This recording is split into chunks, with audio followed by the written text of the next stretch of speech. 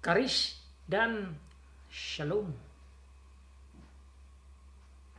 rahmat dan damai sejahtera dari Allah Bapa, Allah Anak, dan Allah Roh Kudus, Allah Tritunggal kita. Grace and peace from God the Father, Son, and Holy Spirit, our triune God. Pembacaan firman Tuhan bagi kita pada minggu ini diambil dari lanjutan bacaan kita kitab Wahyu pasal 17 ayat pertama sampai ayat ke-6. Saya membagi beberapa bagian karena beberapa banyak ayat supaya tidak terlalu panjang khotbahnya. The reading of the Word of God is taken from Revelation chapter 17 verse 1 to 6. I divided the verses in some parts so then it will not take too long in the sermon.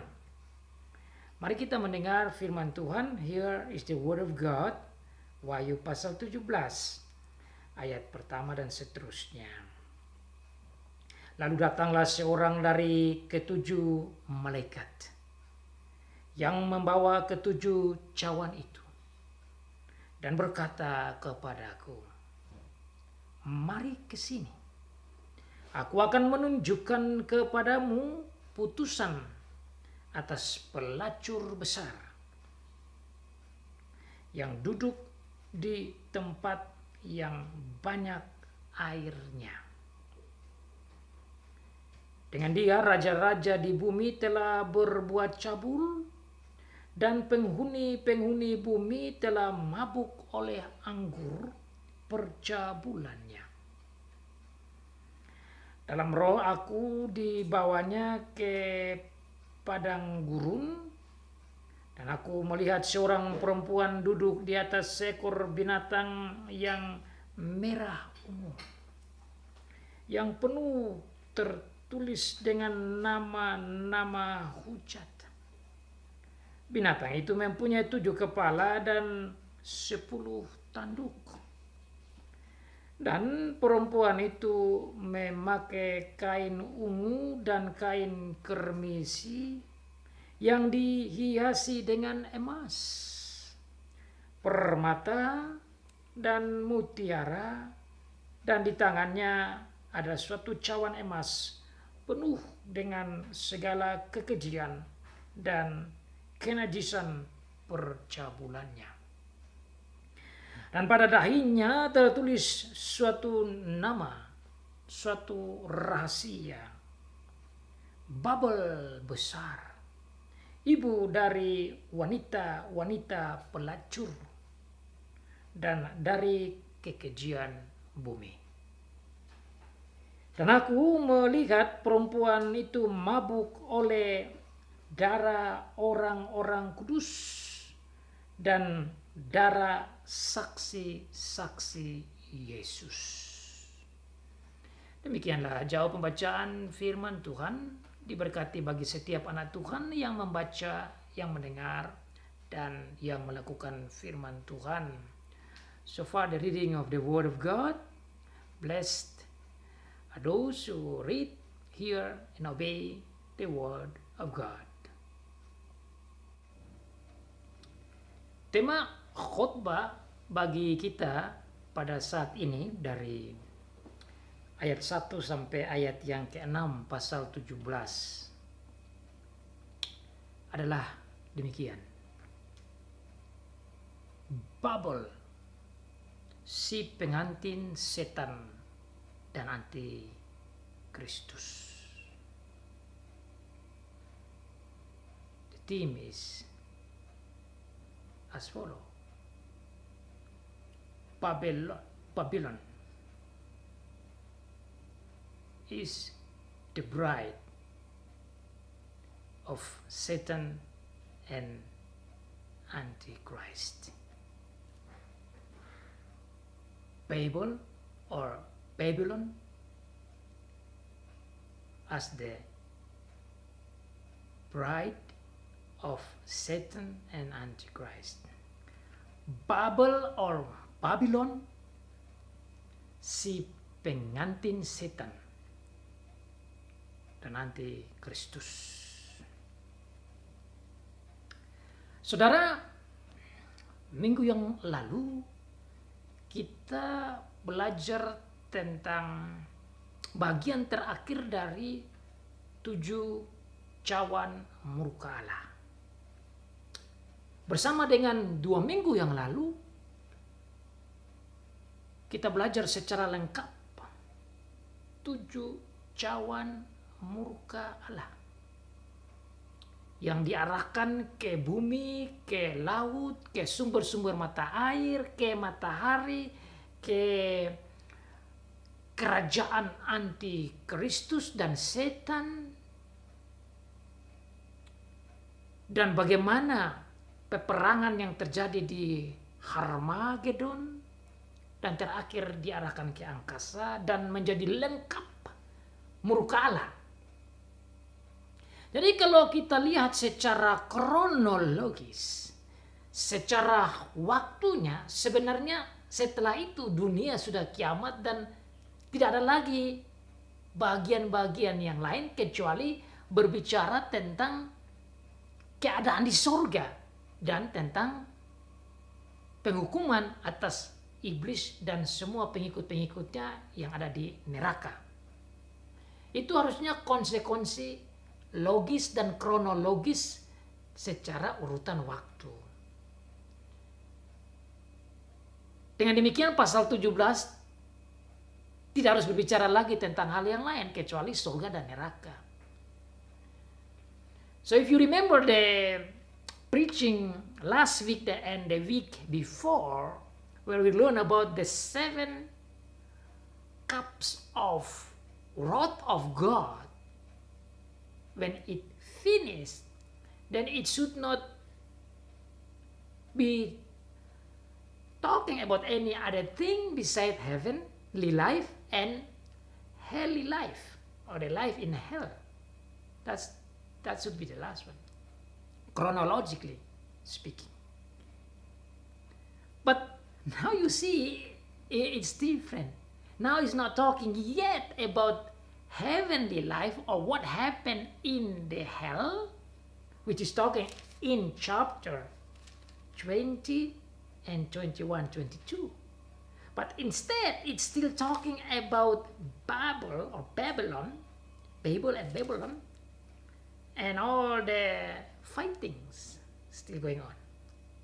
So then you see that these chapters or the word of God in Revelation is not going chronologically, but it's go more topically and then seeing from different angles.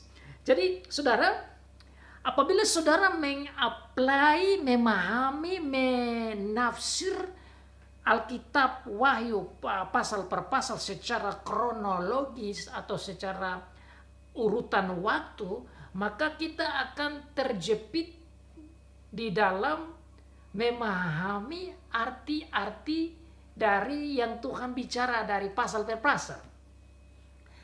Seperti saudara, kalau saudara ingat di kitab Kejadian, itu juga cara pendekatannya demikian. Meskipun ada yang bersifat sejarah chronologically, tapi khusus kitab Kejadian pasal 1 dan pasal 2, itu pola pendekatannya hampir sama dengan apa yang dibuat dalam kitab Wahyu sekarang. Misalnya pasal 1 tadi, pasal 1 ayat 1 sampai 31 dari kitab Kejadian menceritakan tentang chronologically atau kronologis ciptaan, hari pertama, hari 2, hari ketiga, hari keempat, hari kelima, hari keenam, dan hari ketujuh. Namun dalam pasal kedua, itu bukan ciptaan yang kedua, tetapi ada sisi angle sudut pandangan yang lain yang menjelaskan lebih dalam tentang apa yang terjadi dalam penciptaan. Jadi ibarat jari telunjuk dilihat dari depan pasal 1, kemudian pasal 2 jari yang sama dijelaskan dari angle belakang dari jari telunjuk. Itu contoh ilustrasi. Tapi berbicara tentang jari telunjuk untuk kita bisa paham jari telunjuk secara lengkap. Contoh ini yang saya maksudkan juga dengan pasal 17. secara kronologis harusnya akhir dari pasal 16 berbicara tentang murka Allah itu dunia kiamat sudah dan selesai.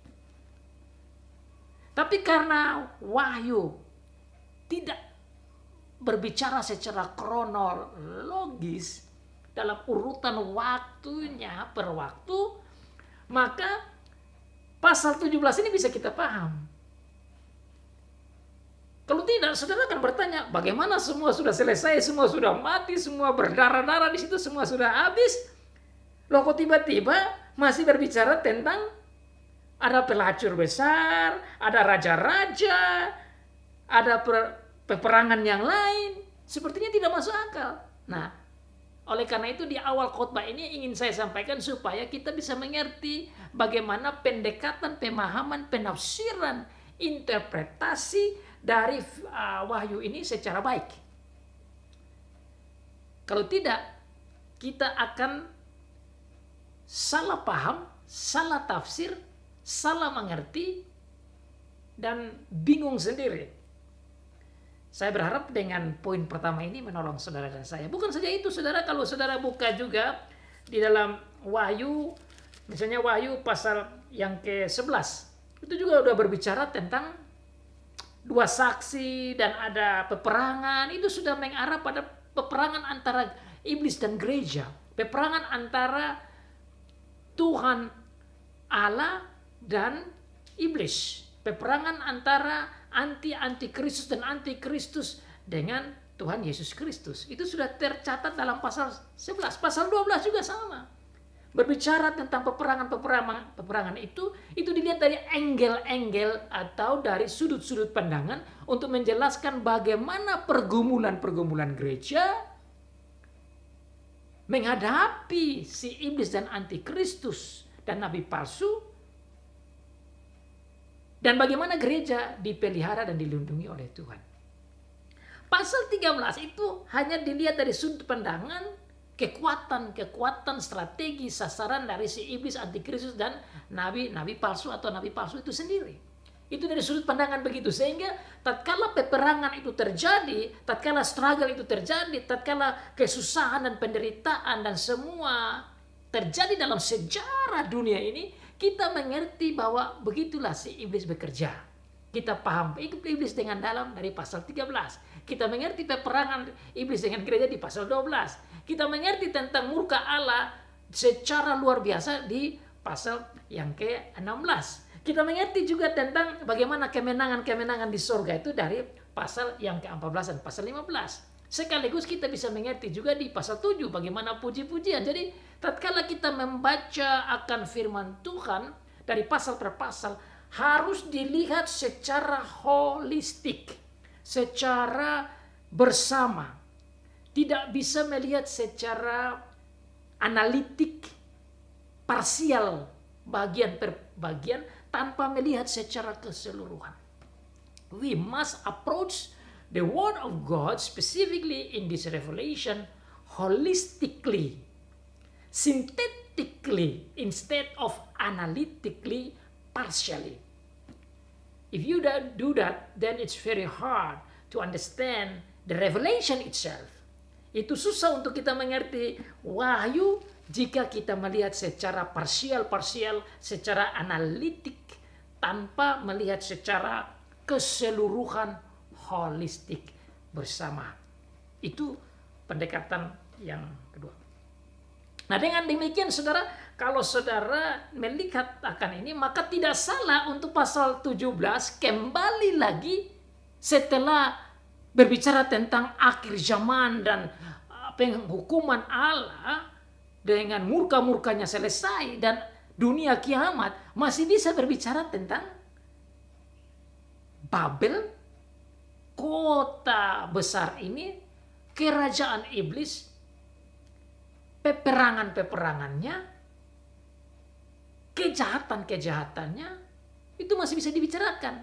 Karena ini bukan pendekatan kronologis, tapi pendekatan dari angle-angle yang lain untuk melihat bagaimana. Jadi pasal 17 masih mau menjelaskan, Tuhan masih mau menjelaskan lebih dalam lagi tentang keadaan iblis dan kerajaannya. Meskipun di dalam pasal 16 sudah berbicara tentang selesai kerajaan itu.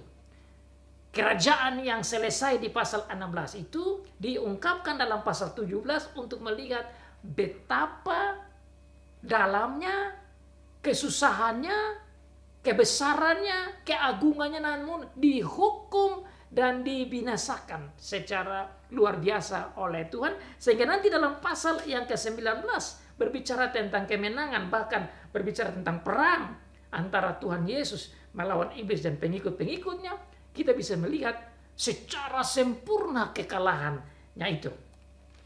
Sementara topik berbicara tentang 7 cawan murka Allah itu hanya fokus bagaimana cawan itu diberikan. So how the cups of wrath of God is given in chapter 16, then we can understand how it works. But at the same time, chapter 17, God still want to share to us how the Babel or Babylon situation, when it grows and it got the punishment, so we can have the big picture about it. And then how God's people rejoice of the fall of the Babel or Babylon. And you may remember, even in chapter 14 already mentioned, Babel already fell. Babel telah jatuh, rubuh. Itu sudah dibicarakan di pasal yang ke-14. Padahalnya baru lebih jelas lagi di pasal 16 tatkala murka Allah diarahkan atau dicurahkan atau ditumpahkan, dan dalam pasal 18 baru dikatakan di sana Babel jatuh. Jadi hanya bisa pendekatan begini baru kita bisa paham. Sekarang kita mau berbicara lebih dalam tentang Babel ini, atau kota yang dipimpin, yang dikuasai oleh si iblis atau kota iblis ini. So we can learn about the city of the devil. God wants us to understand deeper, to have a bigger picture about this city as the center of the kingdom of the devil. Supaya kita mengerti lebih dalam tentang pusat kerajaan iblis yang dipakai nama Babel ini, maka pasal 17 ditulis dan disampaikan dan ditunjukkan oleh malaikat kepada Rasul Yohanes. So you can see in chapter 17 how the angel of God, of the 7 angels, one of them showed to Apostle John about this city. Lalu datanglah seorang dari ke-7 malaikat. And then come one of the 7 angels, yang membawa ke-7 cawan, who brought the 7 cups of wrath of God. Dan berkata kepadaku, and say to me, mari ke sini, aku akan menunjukkan kepadamu putusan atas pelacur besar yang duduk di tempat yang banyak airnya. I will show you about the big harlot that sit on the place that has a lot of waters. Apa artinya? What is the meaning of this text? Saudara, ayat-ayat ini akan menjadi simple, menjadi sederhana dipahami apabila saudara melihat kata kuncinya dan dihubungkan dengan pengajaran-pengajaran Tuhan di Perjanjian Lama dan Perjanjian Baru. Oleh karena itu ada 3 teks penting yang ingin saya sampaikan untuk kita hubungkan poin ini dengan teks-teks itu yang berbicara juga tentang perempuan atau pengantin. Nah, kalau saudara dengar kata pengantin, saudara sudah ingat apa yang Tuhan Yesus selalu berbicara. Pengantin atau perempuan adalah gereja. Gereja adalah pengantin dari Tuhan Yesus. Di Perjanjian Lama, dalam Yeskiel pasal 16, itu juga diungkapkan Israel adalah istri dari Tuhan yang Tuhan pilih. Di kitab Efesus juga bicara, tatkala Rasul Paulus mau berbicara tentang hubungan suami istri, itu juga bicara tentang gereja adalah pengantin dan Tuhan Yesus adalah suami. Nanti di dalam pasal 21, saudara dan saya juga akan melihat bagaimana Yerusalem itu dilihat sebagai pengantin. Yerusalem yang adalah gereja. Nah, di situ kita akan lihat lagi hubungan antara Yerusalem dan Babel. Yerusalem adalah kota dari kerajaan Tuhan dan Babel adalah kota dari kerajaan iblis. Nah, dua komparasi perbandingan ini akan menolong saudara dan saya memahami akan pasal 17 secara dalam. These two comparisons will help you and me to understand the difference between the brides of Christ and the brides of Antichrist and Satan. The bride or the wife of Christ and God, and the wife of Satan and Antichrist.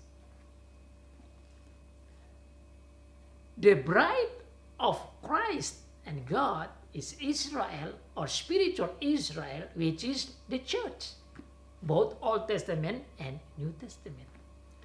The bride of Satan and Antichrist is actually the non-church people, the unbelievers, the pagans, the one who believe, people who follow Satan. All the followers of him are becoming like false church. The city of God is Jerusalem. And the city of Satan is Babel. Jadi setelah kita memahami akan dua komparasi, dua perbandingan antara kerajaan iblis dan kerajaan Tuhan, kota iblis dan kota Tuhan,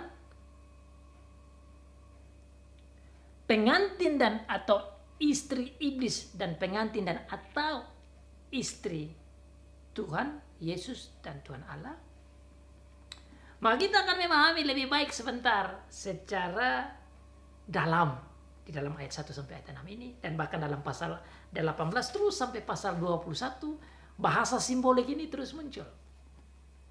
Bahkan tatkala saudara melihat di dalam pasal yang ke-21, tatkala berbicara tentang Yerusalem yang turun dari surga, itu berbicara tentang kota Tuhan yang dianggap sebagai pengantin. Saya baca saja ayat itu, ayat 2, dan aku melihat kota kudus Yerusalem yang baru turun dari surga dari Allah, berhias bagaikan pengantin perempuan yang berdandan untuk suaminya.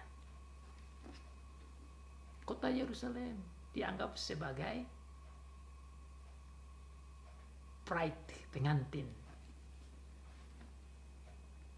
Nah, perbandingan ini yang akan menolong saudara dan saya memahami kata perempuan di pasal 17 dan kata Babel di pasal 17 dan seterusnya nanti kita dalami.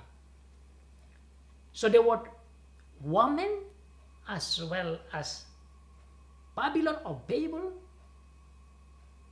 it's important to compare with the word bride of Jesus, or the wife of Jesus, which is the church, and then Jerusalem, of the city of God, compared to Babylon as the city of Satan or satanic city.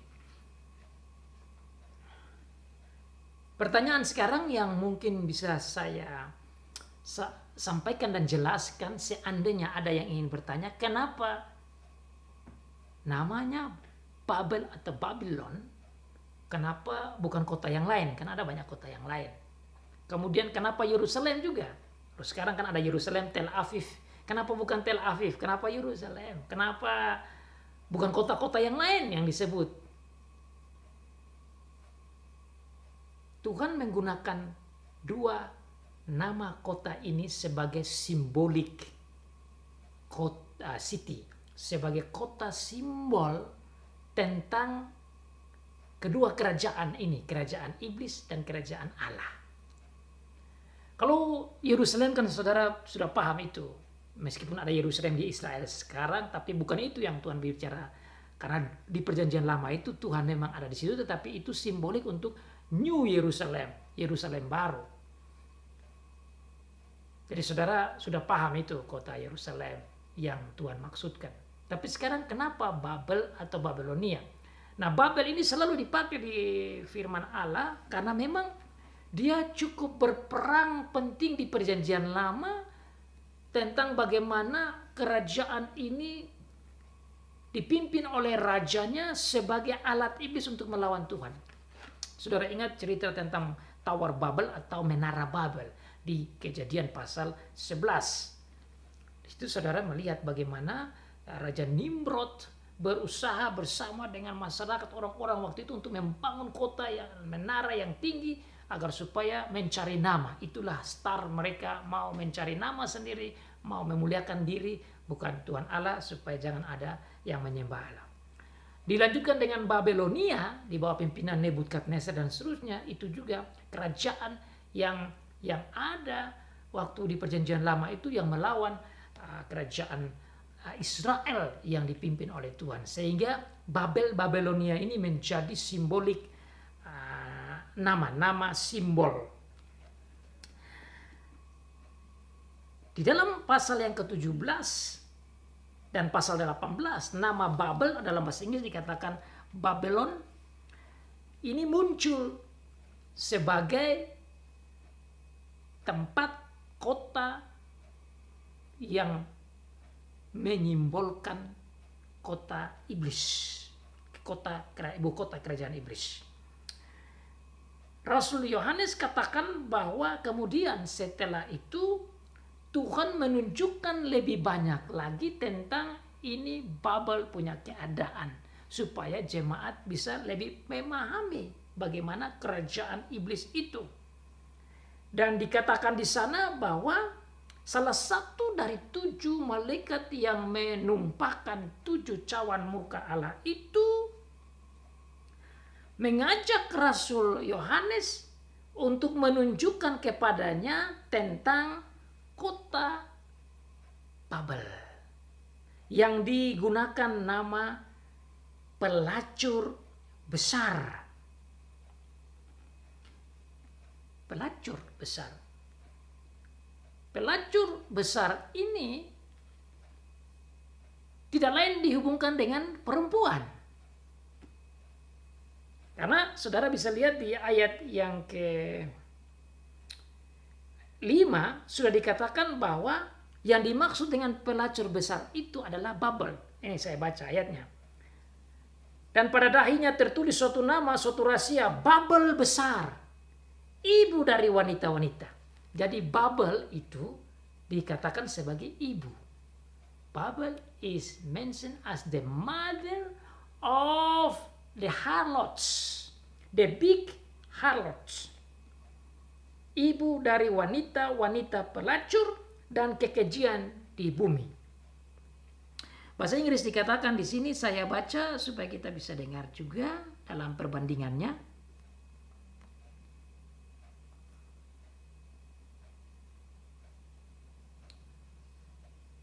Ayat yang ke-5. Saya baca dari ayat ke-4. The woman was dressed in purple and scarlet and was glittering with gold, precious stones and pearls. She had a golden cup in her hand filled with abominable things and the filth of her adulteries. This title was written on her forehead. Mystery Babylon the Great, the mother of prostitutes and the abominations of the earth. Saya mau lihat dengan kata the mother of prostitutes, which is Babylon. Kata mama atau ibu dari wanita-wanita pelacur. Babel. Dengan demikian, pelacur besar di ayat 1 ini adalah Babel.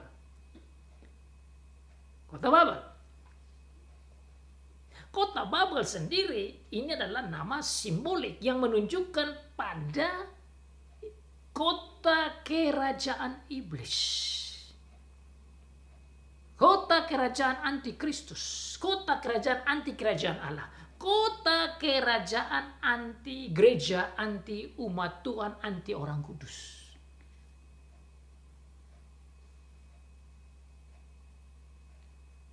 Kota ini dianggap sebagai atau dilihat sebagai pelacur besar.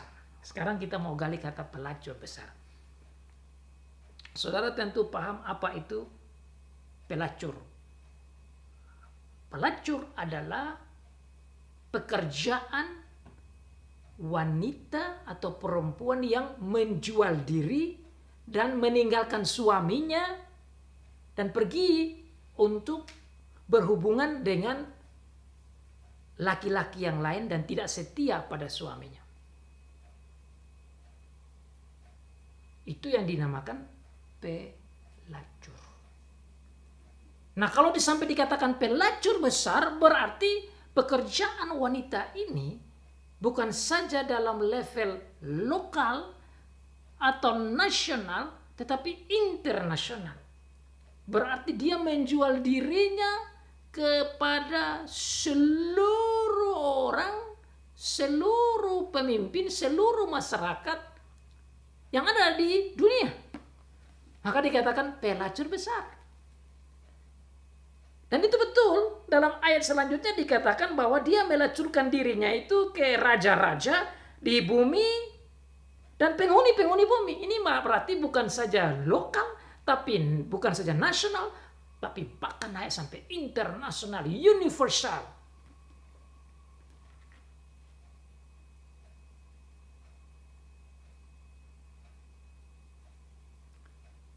Tapi apa yang dimaksud dengan pelacur? Apakah arti kata pelacur ini artinya pelacur yang berhubungan dengan seksual atau spiritual? Tuhan di dalam perjanjian lama sebenarnya sudah memberikan penjelasan seperti ini. Misalnya dalam kitab Yeskiel pasal 16. Itu berbicara juga tentang hal pelacuran spiritual. Jadi bukan pelacuran seksual, tapi pelacuran spiritual. Artinya kota iblis ini menjadi kota yang tidak menyembah Tuhan tetapi menyembah Allah yang lain, tidak menjadikan dirinya sebagai istri dari Tuhan Allah seperti yang tersebut dalam pasal 16 dari Yeskiel, tetapi meninggalkan Tuhan Allah dan menjadi seperti istri atau kekasih wanita dari yang lain, berhala-berhala, yaitu iblis dan berhala-berhala yang lain. Jadi saudara, tatkala kita melihat kata pelacur besar di sini, kita harus melihat kacamata bahwa di sini Babel atau kota-kota iblis memberi diri mereka untuk menyembah berhala dan tidak menyembah Allah sebagai Allah yang benar. Makanya dikatakan false church. The true church is worshiping, glorifying, fearing God, Father, Son, and Holy Spirit. That is the true church that believing in our Lord Jesus Christ. Gereja yang benar menyembah Tuhan Allah dengan sepenuh hati, mengikuti firman Tuhan. Gereja yang tidak benar atau gereja yang palsu meninggalkan Allah dan menyembah Allah-Allah yang lain atau menjadikan mereka sebagai suami atau laki-laki yang di luar Allah sendiri. Itu yang dimaksud pelacur yang besar. Maka Dengan ini kita melihat ada gerakan penyembahan berhala, menyembah iblis secara internasional. It's international worshiping the devil and antichrist. And so it calls big or great harlot. Buktinya dijelaskan bahwa dia memberikan atau menjual dirinya ke raja-raja di bumi. Berarti bersama dengan raja-raja bumi mereka menjadi kerajaan-kerajaan iblis, meninggalkan Allah, meninggalkan gereja, dan menyembah berhala, menyembah iblis, mengikuti antikristus. Bukan saja melacurkan diri ke raja-raja, tapi juga kepada penghuni-penghuni. Berarti ada begitu banyak orang yang bersama dengan raja-raja bumi menyembah iblis, menyembah pengikut antikristus. Mereka menjadi pengikut-pengikut antikristus. Itu yang dimaksud dengan pelacur yang besar. Dengan demikian, saudara, dalam kalimat terakhir dari ayat yang pertama dikatakan yang duduk di tempat yang banyak air. Saya bisa jelaskan dengan pemahaman beberapa penafsir, dikatakan bahwa air itu adalah bahasa simbol yang menunjukkan bangsa-bangsa yang banyak atau orang-orang yang banyak. Jadi pelacur besar ini duduk di atas tempat yang banyak airnya, yaitu dia ada di atas dan menguasai, mempengaruhi begitu banyak manusia di bumi. Itu yang dimaksud di ayat yang pertama. Hubungan antara pelacur besar dengan air, dengan raja-raja, dan dengan penghuni-penghuni bumi. Saya harap saudara bisa paham. Now, hope you understand the meaning of the big or great harlot with the lot of waters, with the kings, and all the people who dwells in this earth. They all worship and following the devil instead of honoring, fearing, glorifying, respecting, worshiping the true God. Pelacur yang besar ini atau yang luar biasa ini juga mabuk oleh anggur percabulannya. Mabuk oleh anggur percabulannya. Mabuk, saudara paham kata mabuk itu artinya dia tidak sadar, tetapi dia terus saja dengan meminum anggur. Itu orang mabuk begitu. Tatkala dia semakin mabuk, semakin dia minum saja. Semakin dia mau saja untuk meneruskan kemabukannya itu. Dan di sini dikatakan kata percabulan artinya percabulan rohani, spiritual fornication.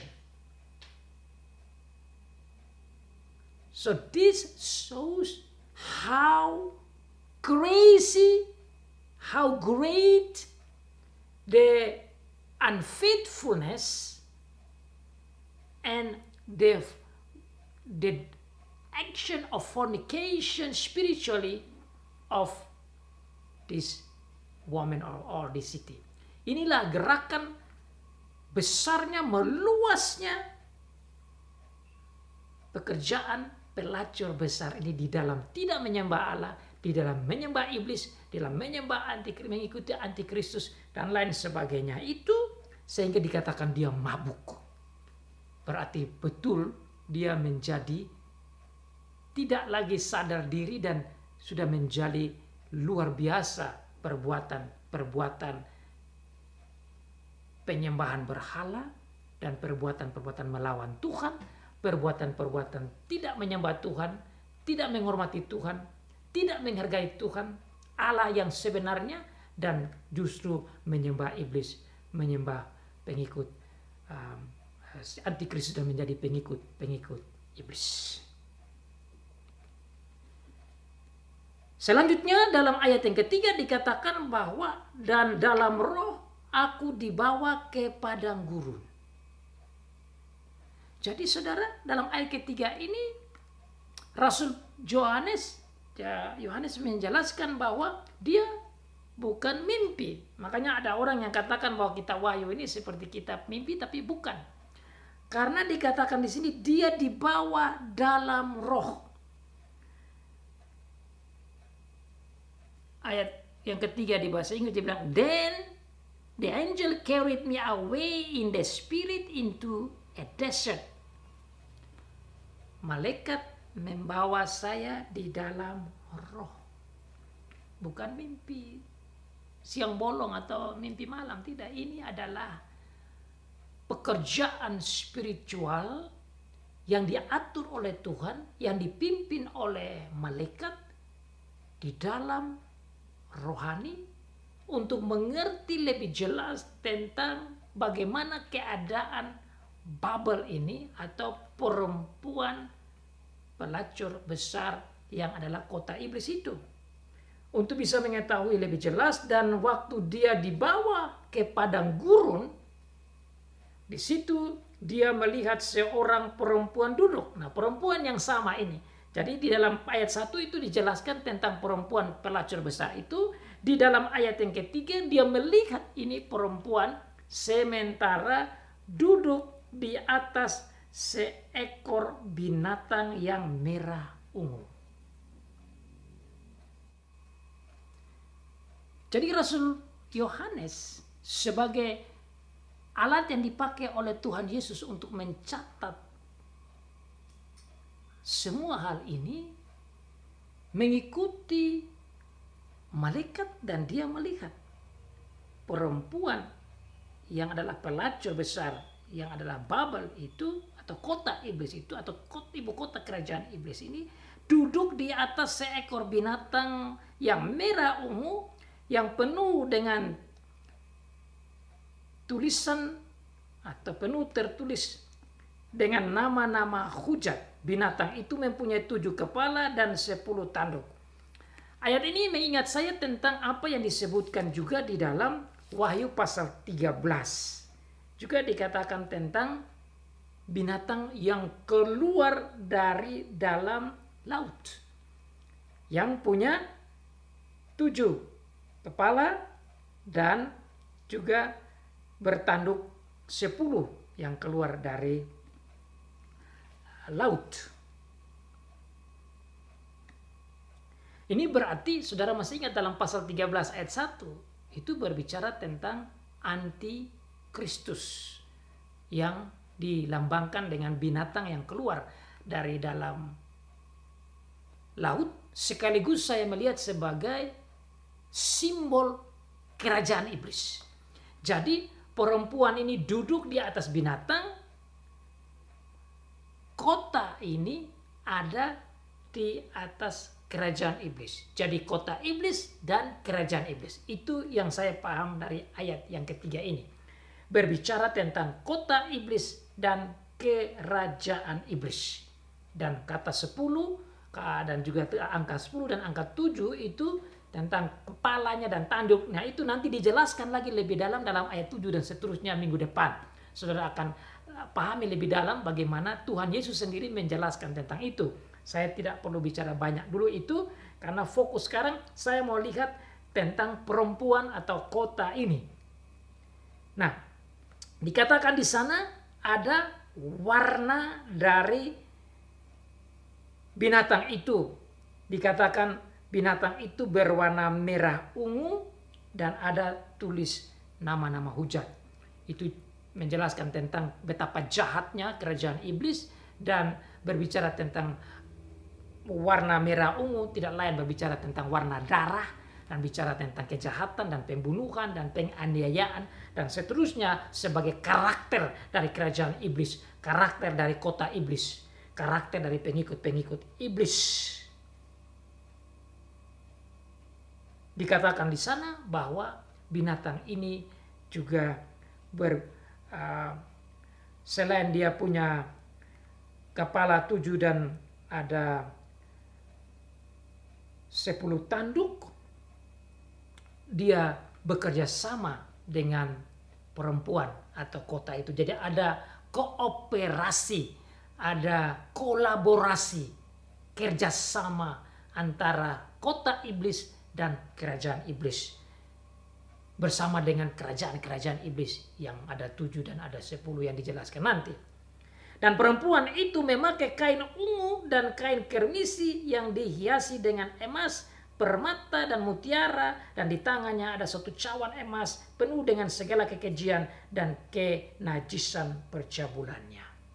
Ini merupakan penjelasan tentang pakaian karakter dari kota iblis ini.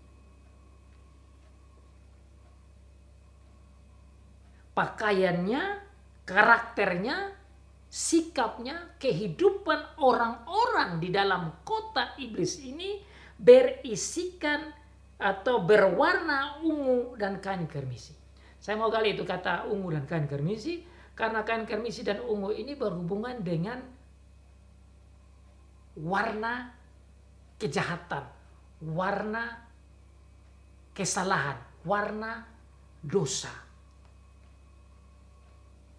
Saya dibanding dengan Yesaya pasal 1 ayat 18 itu ada bicara khusus tentang warna ini dihubungkan dengan dosa, supaya kita bisa bandingkan apa maksud dari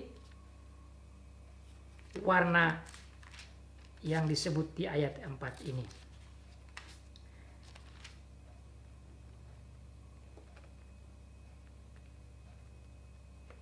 Ayat 18 dari Yesaya pasal 1, saudara bisa baca, dikatakan, marilah, baiklah kita berperkara firman Tuhan.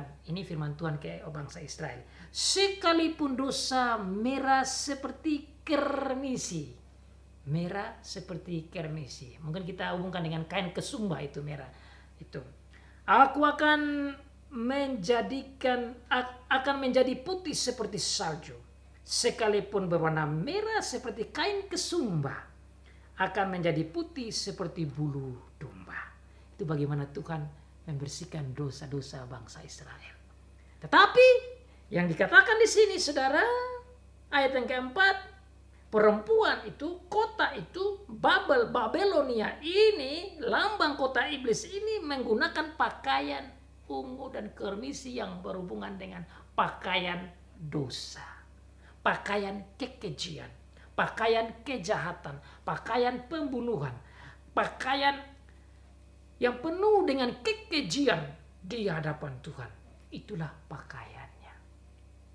Pakaian kermisi dan kain ungu ini bisa kita banding dengan apa yang disebutkan di dalam kitab Wahyu. Dan saya mau banding itu, kita lihat di dalam kitab Wahyu. Pasal 19, beda antara pakaian perempuan sebagai pengantin dari setan dan antikristus dibandingkan dengan perempuan atau gereja sebagai pengantin dari Kristus. Itu di ayat 8 dari pasal 19. Dikatakan di sini pakaiannya. Dan kepadanya dikaruniakan supaya memakai kain lenan. Ini berhubungan dengan pakaiannya pengantin. Saya baca saja dari ayat yang ke-6 supaya kita mengerti konteksnya, supaya bisa lihat maksud pakaian, perbedaan pakaian perempuan atau pengantin antikristus dan pengantin Kristus.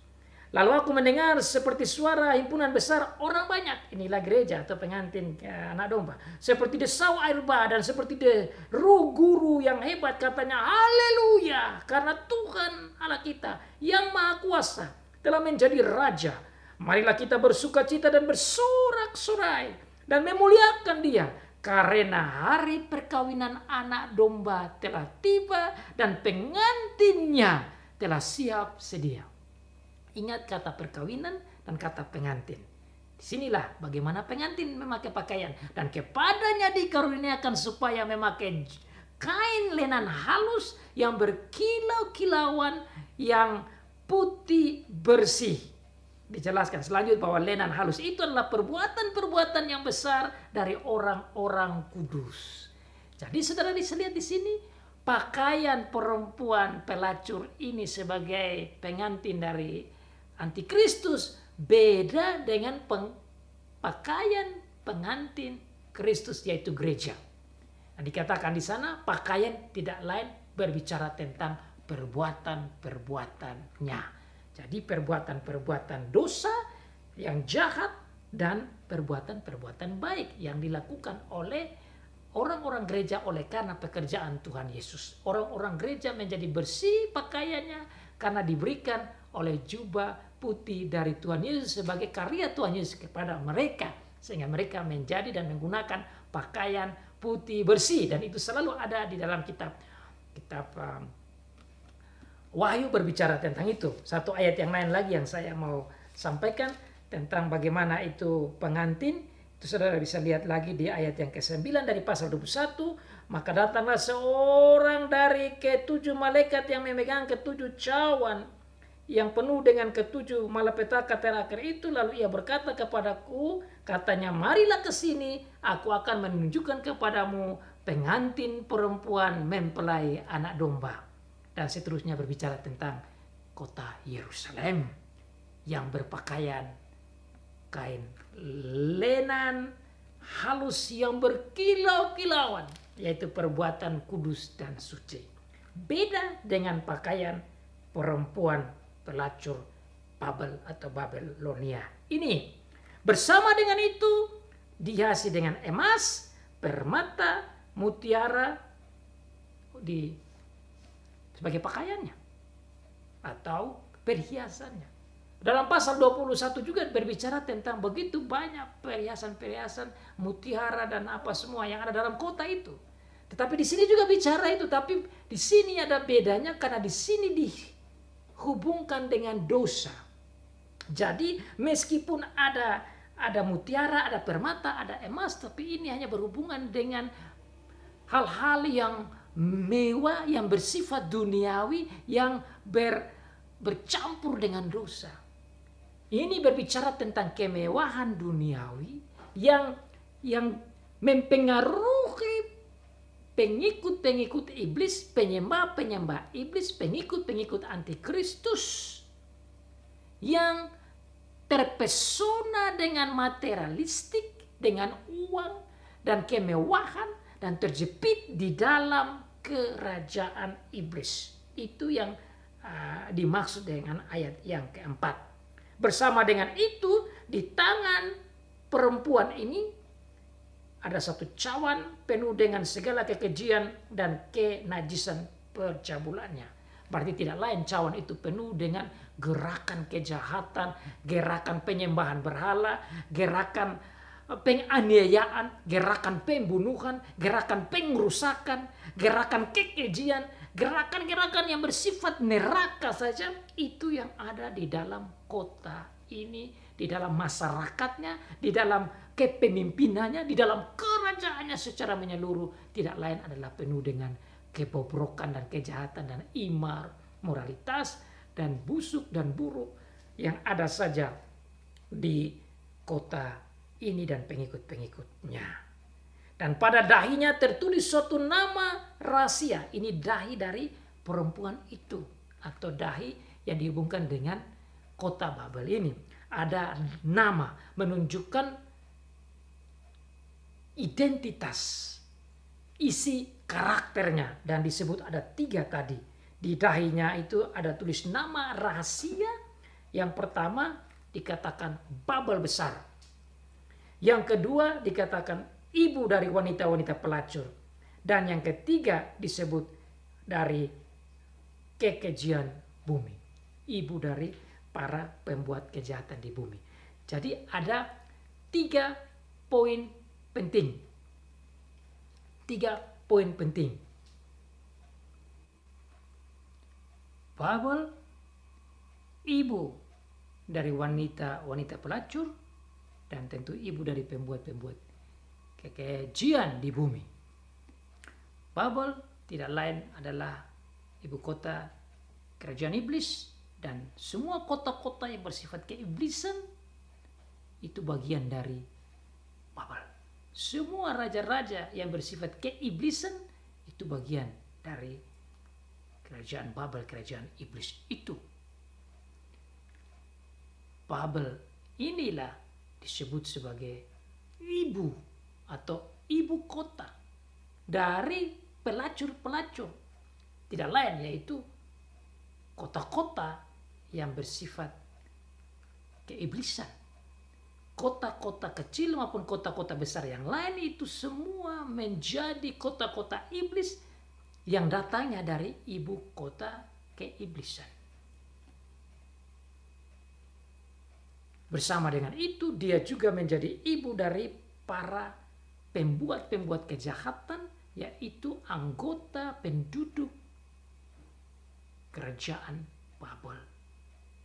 Penduduk yang terhisap di dalam kerajaan setan. Penduduk yang tidak menyembah Tuhan, tidak menyembah Allah, menolak kerajaannya, menolak gereja, menolak orang-orang kudus, bahkan berencana dan berikhtiar untuk menghabisi mereka, untuk menghancurkan mereka. Itulah bagian orang-orang yang ada di dalam kerajaan perempuan pelacur besar Babel ini.